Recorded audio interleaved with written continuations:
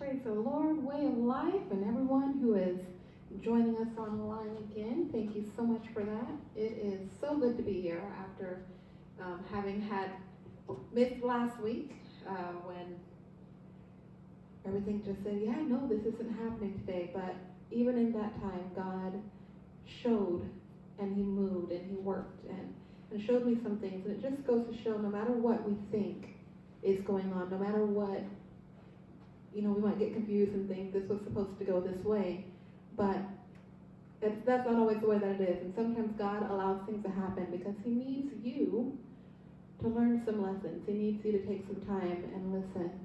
And He's given me a word today, and I cannot wait to share it with what He's shown me, with what He's done this week. And I just want to worship Him, worship with me as we sing to the Lord, and give Him praise for His goodness, His love, and just how much He cares for us.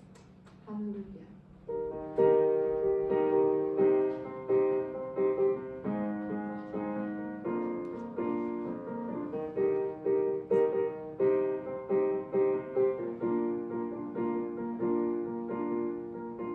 Oh, my brother, you can look up. Oh, my sister, you've had enough. Things are changing. Follow the plan at hand He has for you. I'm a witness. Sometimes we cry. Things are dwindling. By morning light, things are changing. Follow the plan and sing these words. When in trouble, don't despair. Every challenge, I'm aware. God is for me. God is for me. God is for me. God is for me. My position understood. It's all working for my good. God is for me. God is for me. God is for me. God is for me. Oh, my brother, you can look up. Oh, my sister, you've had enough. Things are changing. Follow the plan at hand He has for you. I'm a witness. Sometimes we cry. Things will win this. By morning light, things are changing. Follow the plan and sing these words. When in trouble, don't despair. Every challenge, I'm aware. God is for me. God is for me. God is for me. God is for me. My position understood. It's all working for my good. God is for me. God is for me. God is for me. God is for me, and He will be there. Yes, He will be there. As long as we are calling His name. Yes, He will be there. And we will be there. Yes, He will be there. As long as we are calling His name. Yes, He will be there. We're calling Jesus. We're calling Jesus. As long as we are calling His name. If we will be there. We're calling Jesus. We're calling Jesus. As long as we are calling His name. Yes, He will be there. When in trouble, no despair. Every challenge, I'm aware. God is for me. God is for me. God is for me. God is for me. My position understood. It's all working for my good. God is for me. God is for me. God is for me. God is for me. God is for me. God is for me. God is for me. God is transform me.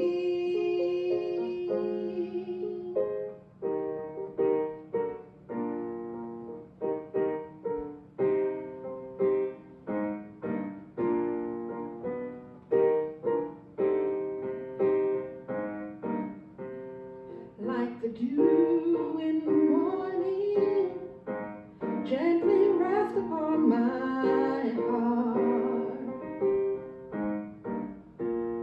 Like the dew in the morning, gently rest upon my heart. Like the dew in the morning, gently rest upon my heart. Like you do every morning, gently rest upon my heart.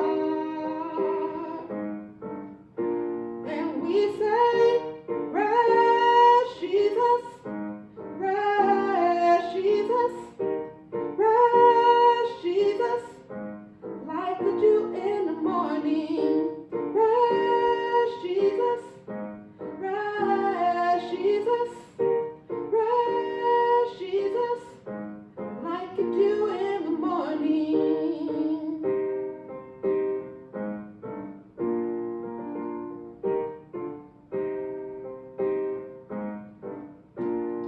Like the dew in the morning, gently rest upon my heart.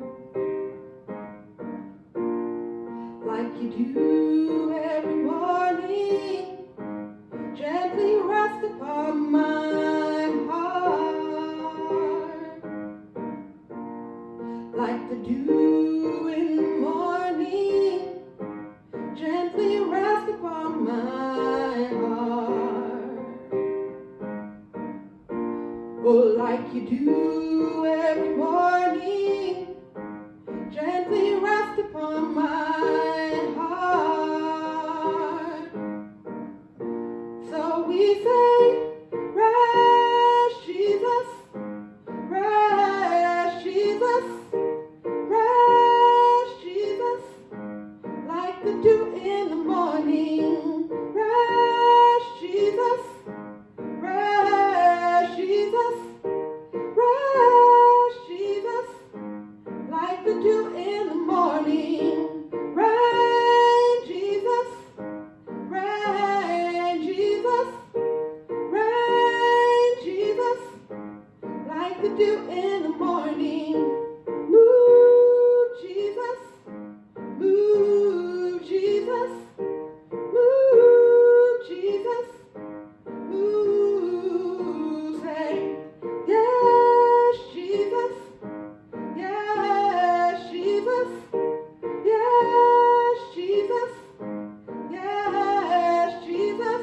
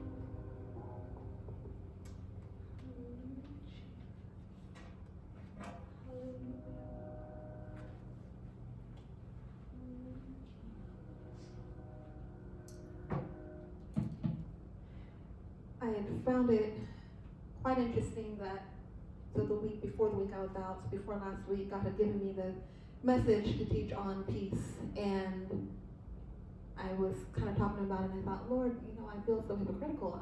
Here I am not having peace here, and you're wanting me to teach this lesson. And he just reminded me that, hey, in your trials, in your struggles, when you are doing as I say, when you are following, when you are trusting and disobeying, you are such a witness. Your obedience, in spite of your emotions and how you are feeling, that's what shows. That's what I'm asking for. That's what I'm asking you to do. And you just let me do the rest of it. And so, as with that, I was still going through, once again, my husband dragging me upstairs saying, hey, you're not just going to be up stressing and worrying and making yourself sick. You were going to at least come and lay down. So it had been a couple of months now since I had actually gotten very decent rest, and it was very noticeable at work. It was noticeable with my clients, and they were like, oh, you look exhausted. Oh yeah, just haven't been sleeping well, and tried to play it off. And I was just searching, like, Lord, where is this peace that I'm supposed to have, this peace that passes all understanding? I get glimpses of it, I have moments of it, and the truth is I wasn't allowing myself to rest in his peace. I wasn't allowing myself to rest.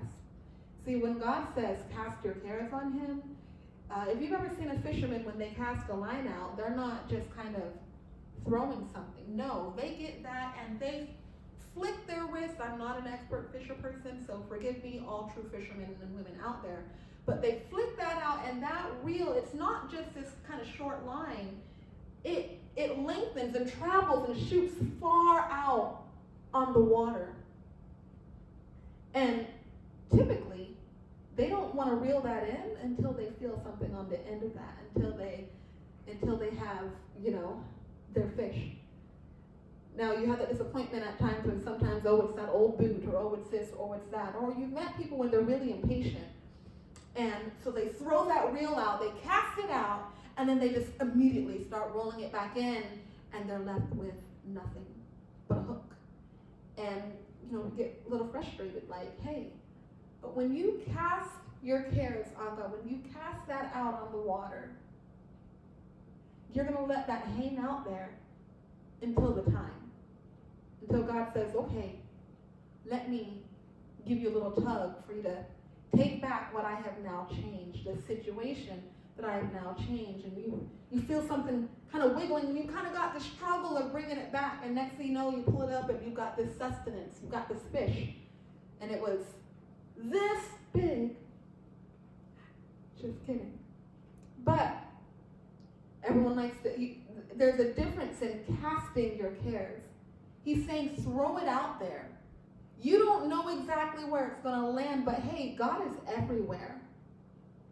And if God is everywhere, it doesn't matter where you throw your cares to Jesus. It doesn't matter. He's everywhere. And if you cast your cares on him, he catches that. He gets that. And then he cares for us. He's basically saying, hey, you don't need to deal with all of this. Just give it to me, and then I will feed you. I will grow you. I will sustain you through all of this. And, people like to call fishing, lazy man's kind of habit, because it's not horribly active all the time. When you cast that, you wait. It's a waiting game. It's patience. It teaches a lot of patience. When you see people, or pictures or images of people fishing, you see someone with a little line in the water, and typically they're just kind of hanging back on a chair, enjoying the sunshine, waiting for that bait to catch the fish. They're not stressing about the fish. They're not fiddling about with it. They're just letting the bait catch the fish. And they're able to truly rest in that moment. And so, before I get started, I want to share just a little bit of a testimony.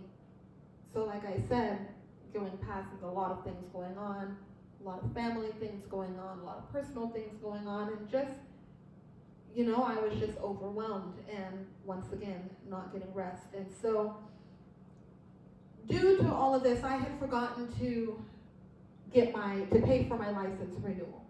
And here in Nebraska, instead of allowing you to reinstate your license online, you have to drive to Lincoln, to the offices, and you have to provide a check, cash, or money order. They don't accept cards. And so I drove up on Monday to take care of that, just all stressing out about it, like, man, this is not good. Man, I could go out of my way here, and this and that and the other. And on the way back, I let my husband know I'm going to stop by the store, pick some things up, and I decided, which is not the norm for me, that I was going to get my Jeep a car wash. And so I went, I found somewhere, got my Jeep washed, and the next day that I turned it on, I had a check engine light on. And I was thinking, oh my dear goodness, God, we do not have the money for this right now. I don't have time. And this Jeep has got over 250,000 miles on it. And, in my head, when I did that car wash, I thought it would be just my luck if these little power sprinklers or power whatever's did something and caused that check and damaged something. I'd be so irritated, and voila, there it was. And so I kind of looked at it and I thought, I'm not dealing with this today. I am not dealing with this today. If it's not blinking, it's fine. I'll take it in when I have the time to get the little thing diagnosed and figure it out from there. But as for now, don't have time to deal with it. We're just going to just move on is what we're going to do. And if you see me looking down, I want to pull up a particular photo so I can make sure I have this song right. So come Wednesday now, I was on my way to church, and in my head, when I first started, I was like, man, I've been listening to stories all week. I just need some good old gospel music. And it was really just for kind of a, hey, I want to have fun. And I've got a little, it looks like this, little microphone that people will see me praising the Lord and singing my guts out with the microphone in the vehicle. I know we shouldn't drive with one hand, but here I am worshiping the Lord, and God's been good. And so what started out as, all the fun songs, and I really wasn't looking for anything low-key. I wanted it to be that, that real good, fun Hezekiah Walker and John P. Key, really, really going to town. But it's so funny how in moments where you're just, honestly, just living your life, right? I wasn't looking in that instant for a spiritual connection. I was looking for some feel-good gospel music for me to enjoy singing to. And God just stepped into that Jeep.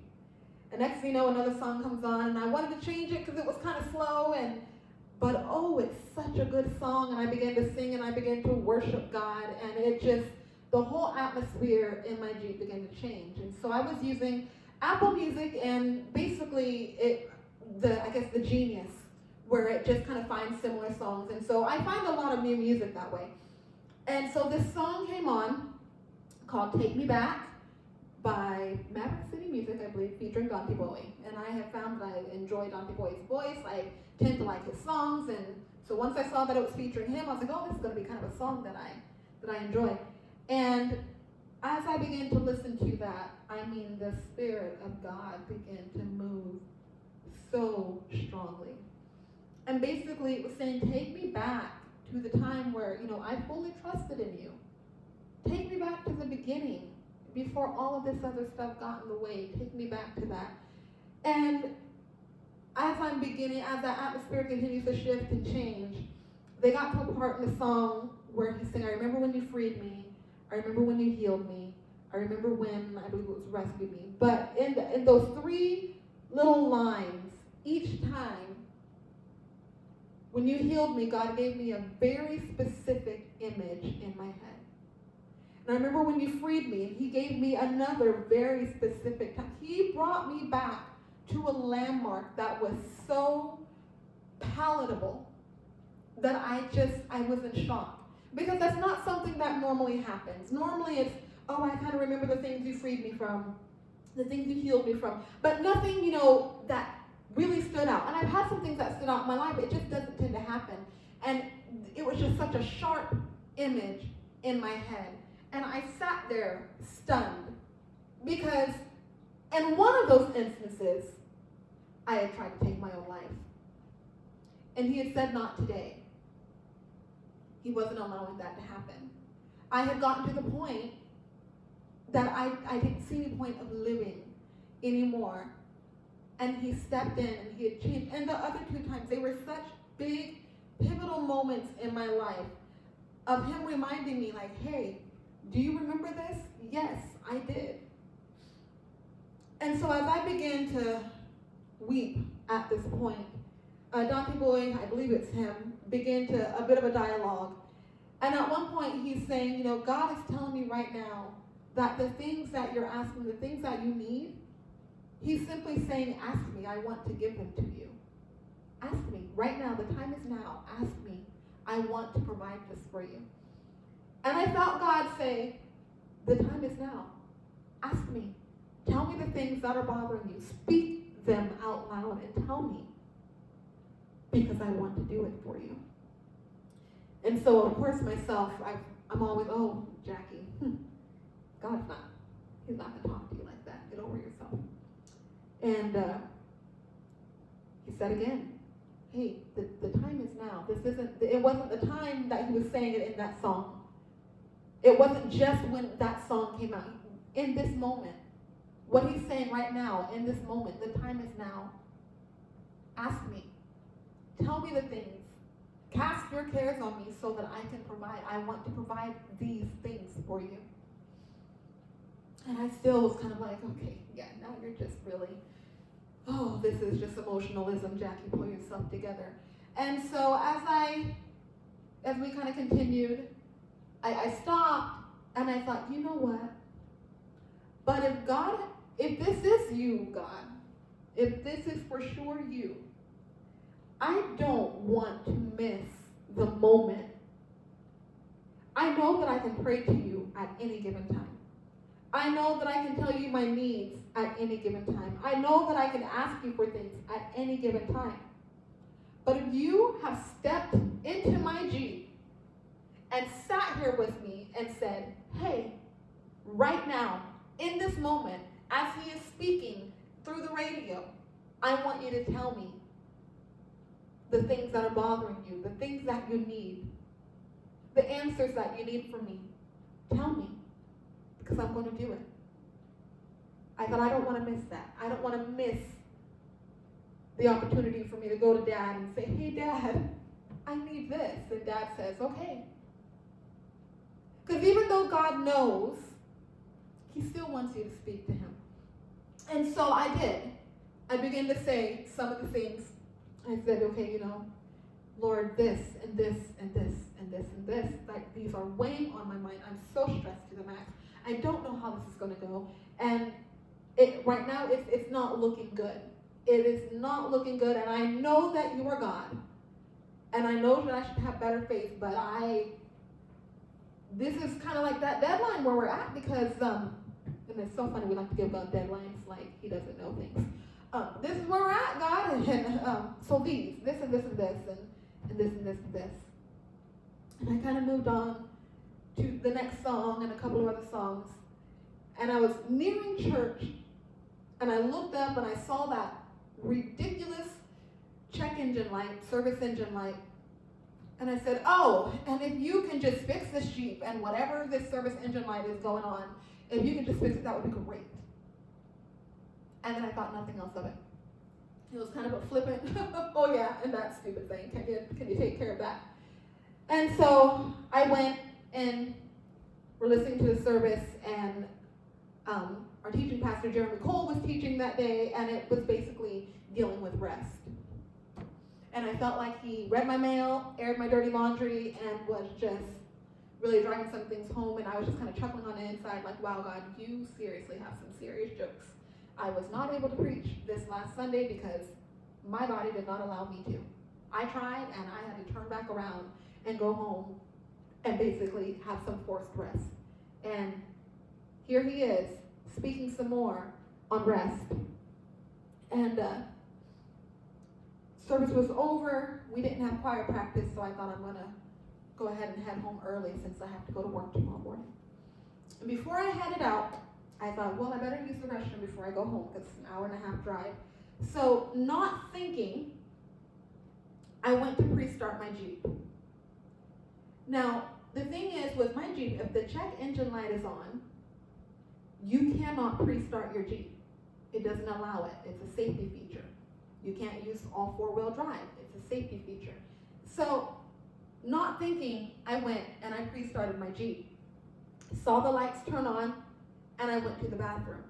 It still hasn't clicked yet that my Jeep should not have turned on. It should have flashed and then turned right back off.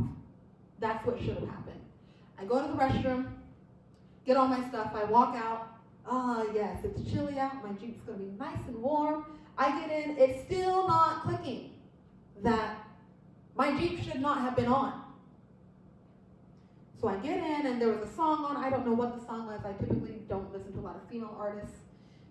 And I thought, oh, the words are cool, but I don't really like her voice. But I couldn't, something just wasn't really letting me change the song, even though I wasn't really feeling it. And I don't know what was said in the song that reminded me of my check engine light. And I went and I looked up and saw that my check engine light was not on. And I just looked at that and began laughing hysterically.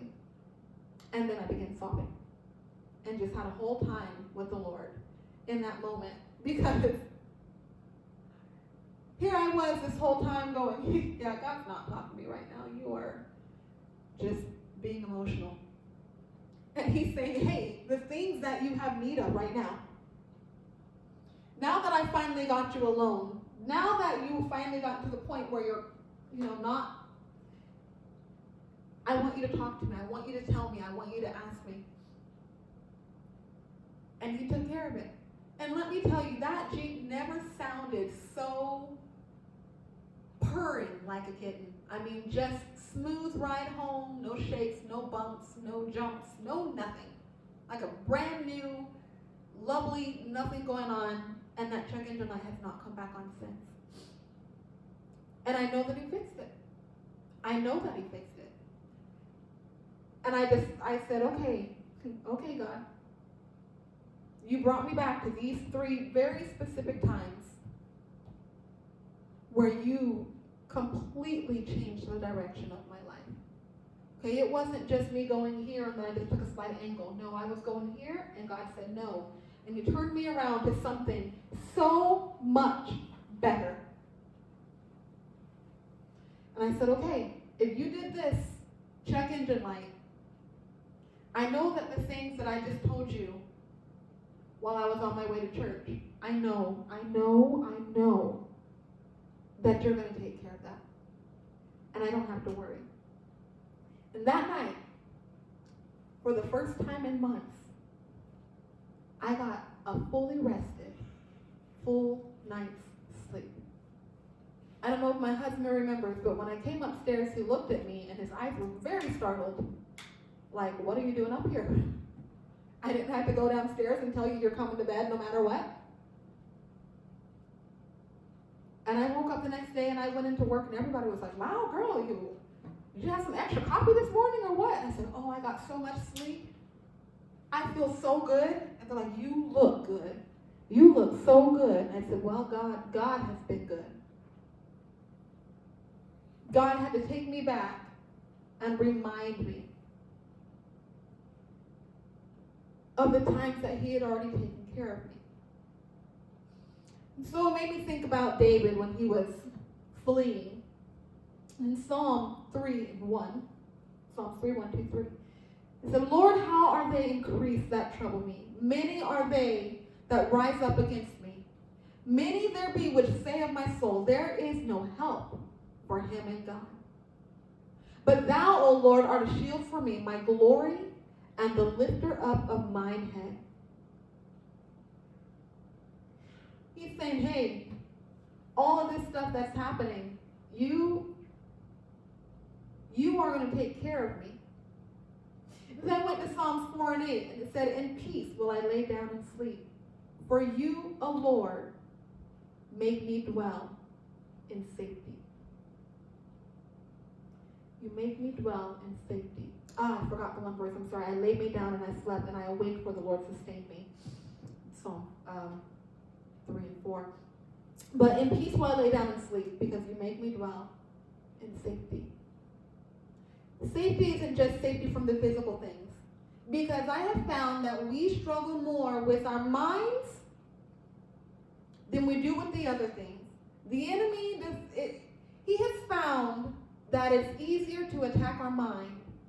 That's where he's going to get most of his success, rather than just attacking our bodies.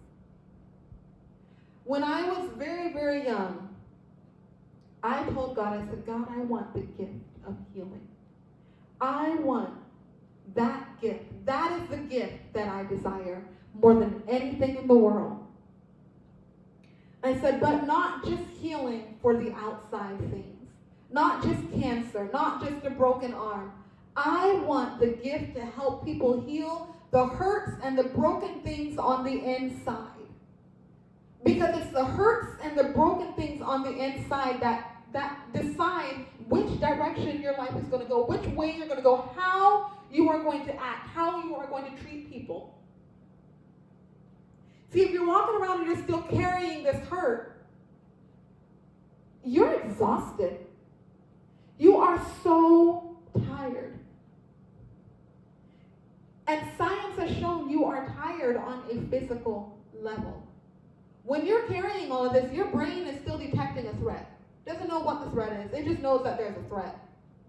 And so it's shooting these chemicals through you saying, okay, you've got to fight or run. You got to fight or run. You got to fight or run. Be ready. Be ready. Anything can happen. What did that person say? Oh, that they said what? Oh, now you need to be angry. Okay, do you need to fight them or do you need to run? And it's constantly going through your head, and it's all stemming back from the hurt. And so you're exhausted because you're constantly looking around, trying to find who's going to say what to me today, who's going to insult me today, who's going to try to pull one over on me today. You get no rest. You're hyper-vigilant 24/7. And that is so damaging because now that is seeped into your subconscious. And I noticed that. I didn't fully understand what that was, but I noticed that as a child when I would see people and how they acted, I wanted to heal what was on the inside. And then I went through some things that broke me on the inside. And I remember that for months and months and months and months after everything came out, not to mention the years in the time, but months after, as I was thinking about, is there going to be someone else? What does everybody think of me? So-and-so is saying this, and I don't think it's true, but they said it has to be true, and how could I, and why didn't I? And I didn't sleep. I didn't sleep for months. I just lay there, plaster on emotions. I knew how to paint it on. People laugh in this situation, smile. People are sad in this situation, frown. Water happens here, water. I felt like a robot. But I was always on the alert. I was never comfortable. And I was so tired. And I remember the day when God broke that from me. And I remember coming to in the men's bathroom on the floor. Why the men? We had 2 different bathrooms for the men and women at the church.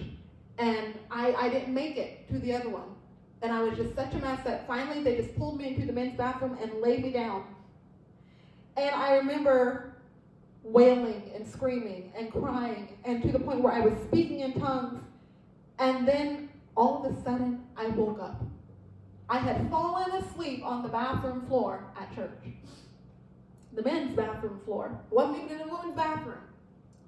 And my family and my pastor's wife were sitting around me. And I remember my aunt looked at me and said, wow, you have had years wiped off of your face in this very instant. And when I got up and I looked in the mirror, it was a completely different human being. I did not recognize my face in the mirror. And after all of that emotion and pent-up rage and frustration and pain that God dug remember feeling so rested. And Sister Wiley at that time, she was telling me that everyone was telling her, hey, you got to get her out. You got to get her off the bathroom floor. And she said, I just told them, no, this is the rest of the Lord. This is the rest of the Lord that she has not had in years. And I will not interrupt the rest that God has given her in this moment. I don't care that she's in the men's bathroom floor. There's another bathroom that men can use. But God has done something right here. He has given her rest. And I'm going to let her rest in the Lord. In peace, I was able to lay down and sleep. Because finally my brain had connected with God. And my heart had connected with God. That I knew that he was making me to dwell in safety. That I was safe in him. Matthew 11:28-30 says, come unto me, all ye that labor and are heavy laden, and I will give you rest. Take my yoke upon you and learn of me, for I am meek and lowly in heart, and ye shall find rest unto your souls. Not just physical rest, down to your soul. The thing that is forever. Our bodies aren't forever, but our souls are. And he will give you rest to your soul. So for my yoke is easy and my burden is light. How is God's yoke easy? How is his burden light? Because we hear a lot of times people complaining about, oh, I don't get to do this. Oh, I don't get to drink. Oh, I'm not supposed to cuss. Oh, I have to dress like this. Oh, I can't put that on. Oh, this is just so hard. This is just so difficult. Is it? Is it really that difficult? Is it hard waking up in the morning without a splitting headache, not worrying about what you might have done or said to hurt people who you loved or people you didn't even know? I never understood that when people would, well, oh, we had the greatest party, I passed out drunk, what'd you do? I don't know. And next thing you know, you hear about this whole entire drama. I hit on my best friend's boyfriend, and we did things we shouldn't have done, and now I've lost the best friend and her boyfriend. Oh, I was driving when I shouldn't have been driving, and I hurt an innocent family, and I have no thought of this. Is that really easier than waking up in the morning knowing what you did the day before?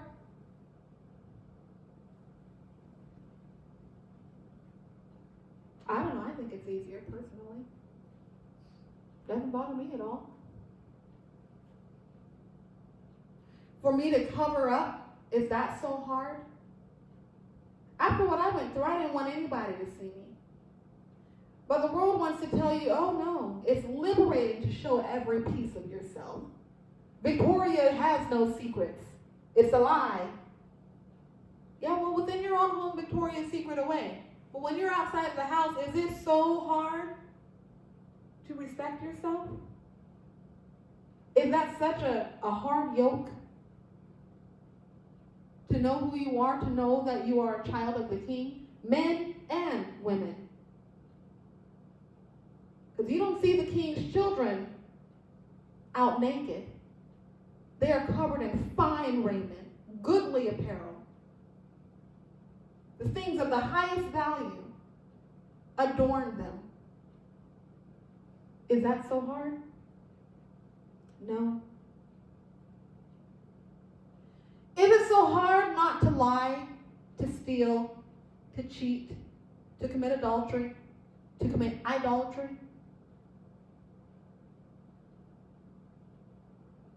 Is that such a hard burden? No.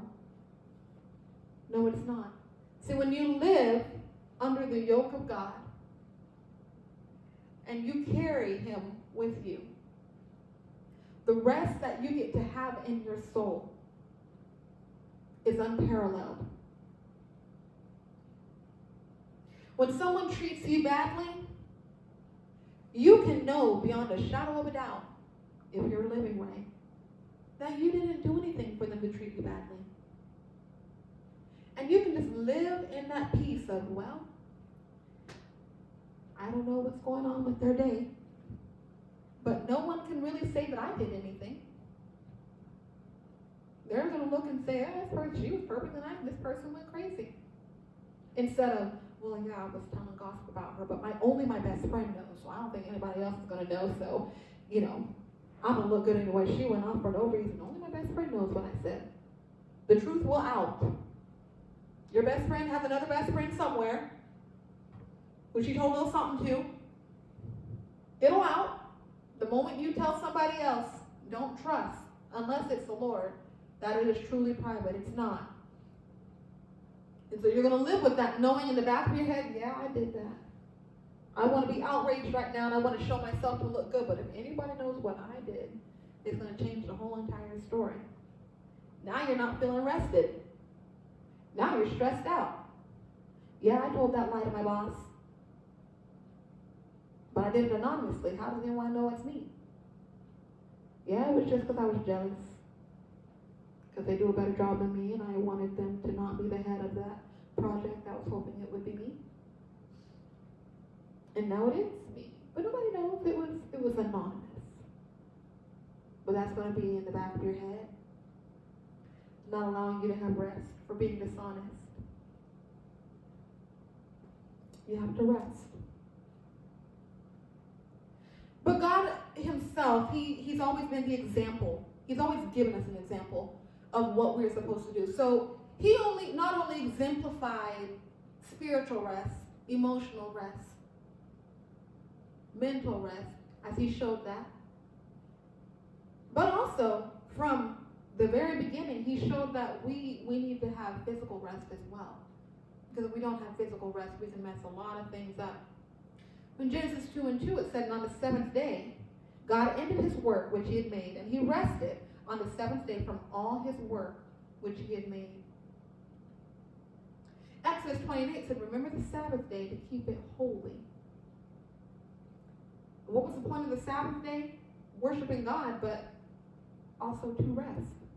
They were not supposed to do any work on the Sabbath day. They weren't supposed to go and plow the fields and all that. No, they were to prepare the food the day before. So all they had to do was eat. Rest is holiness unto God. And think about this. If you're too busy going about your day, doing all of these things, our minds are going a million miles a minute. Especially women. We've got that spaghetti brain. Yeah, it doesn't stop. Everything is all entangled. It's true. I'm not going to lie. Sometimes I envy men because they can compartmentalize things, and I'm going to focus on this, and I'm going to focus on this, and I'm going to focus on this, and I'm going to do this, and if I'm doing this, I'm not thinking about this. But women, we're thinking about 73 things all at the same time. And it is exhausting. And it's hard to turn that off. How is God supposed to get through to that? For us to have real deep moments with the Lord. And we don't have, he asked for one day out of the week in the Old Testament. One day. He said, look, just one day, can you devote your time to me and just chill out? Just chill out for the day and let us be in relationship and talk. He was not asking for a lot. And quite frankly, I would probably feel a little weird if my husband and I just ignored each other for 6 days, and then on the 7th day be like, oh, hey, let's talk, let's whatever. But not had any interaction this whole other time, like just, we're not going to pay attention to anything? No, we've got to have interaction. I have a hard time when I've been so busy and I realize I haven't had much time with him. I don't enjoy it. Yet there was God hanging out in heaven going, yeah, I'm just waiting for the Sabbath when I really get to speak to y'all. Because he wasn't living in them yet. He hadn't come down to live in us. So he just picked a day and said, all right. He goes, this is for your good and for mine. Let us be in relationship together. But guess what? Now that God came to earth, and he died on the cross for us, because he always wanted to be able to live inside of us. He always wanted to be with us 24/7, not this abstract person. He now lives in us. Every day is a Sabbath day for us. Sure, we pick a day where we have said, okay, we're going to do this for church and etc. And yes, we're going to focus, but every day is Sabbath for us. He is living in us now. We can be in relationship with him all the time, which means there is no reason for for us to not have rest. We can always rest in the Lord because he's living in us.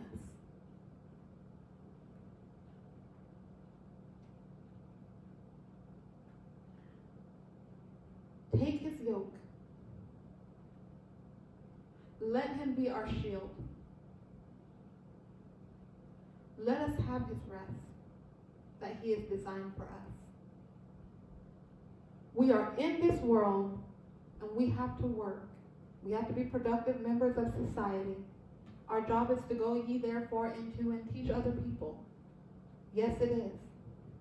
But don't let yourself get so busy and entangled in everything that you don't take the time to sit down with the Lord and rest. Rest your mind. Rest your heart. Rest your spirit. Rest your body.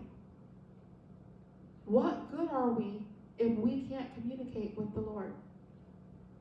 How are we supposed to help other people? How are we supposed to give to other people if we don't have a continuous infilling from the Lord? Because it is in him we live and move and have our being. Not us. It is he who has made us and not we ourselves. He is the potter and we are merely the clay. There is absolutely nothing that we can do without God's help, whether we want to acknowledge it or not.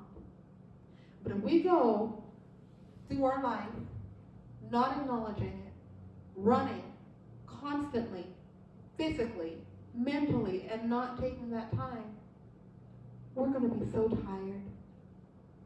So tired. And we will miss out on so many opportunities that God wants to show us, miracles that he wants to do in our lives. Just simple, lovely conversations. Because oftentimes we like to look at God just as only as a provider. And God is. He is our provider. But he's our Father. He's our friend. We're his bride. I don't look at my husband and think, okay, money bags, and just see a dollar sign on his face. And that's the only thing I look at him for. You probably heard him whispering in the background, being silly. And that's how I looked at my husband. We wouldn't really be in relationship. He's just a source of things. There's no relationship there. He is the first person that I know, that I can think of, that I'm able to just sit comfortably with him without having to speak. I've always felt the need to supply a conversation, and I'm a chatterer, I know. But I remember the first time we were just driving, and normally I'm chattering at him, and I was just sitting, thinking, this is nice. And he looked over at me and he's like, are you okay? I was like, yeah, I'm fine, why? He goes, you're not chattering at me. And I said, no, I don't really feel it. I'm just enjoying the ride with you. Just enjoying this moment. And I can't think of another time with even my best friends, and I love them, there's nothing wrong with them, that I was able to just sit quietly and just enjoy their presence. I always had to be doing something to account for the lack of talking. We should be able to do that with God, where you can have a conversation with him and enjoy and, tell me how you feel. Tell me your heart. Oh, let me tell you how I feel in my heart. And these are my needs and desires, and etc. And then just be like, oh, this is nice, God. This feels good.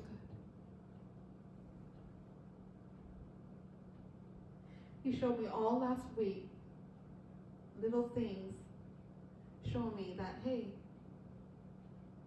I didn't set you up to be running around like this. I need you to have rest in your body and in your spirit. God, you have exemplified how we are supposed to live.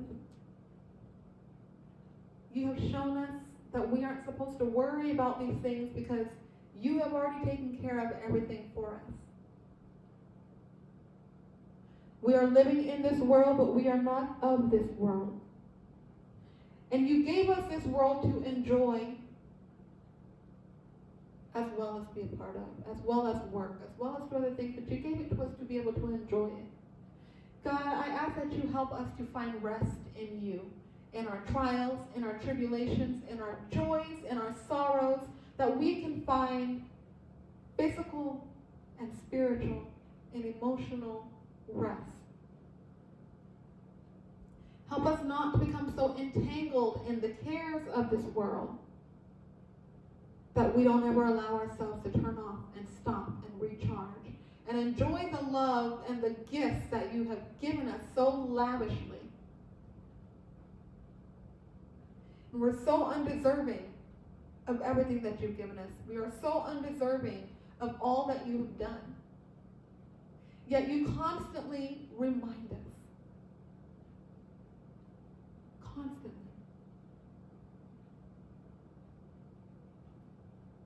Don't ever let us forget. It's like that song, roll back the curtain of memory now and then.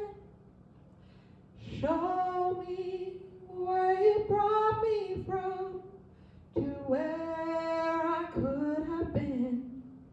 Oh, remember, I'm human, and humans forget. So remind me, dear Lord. God, don't let us forget.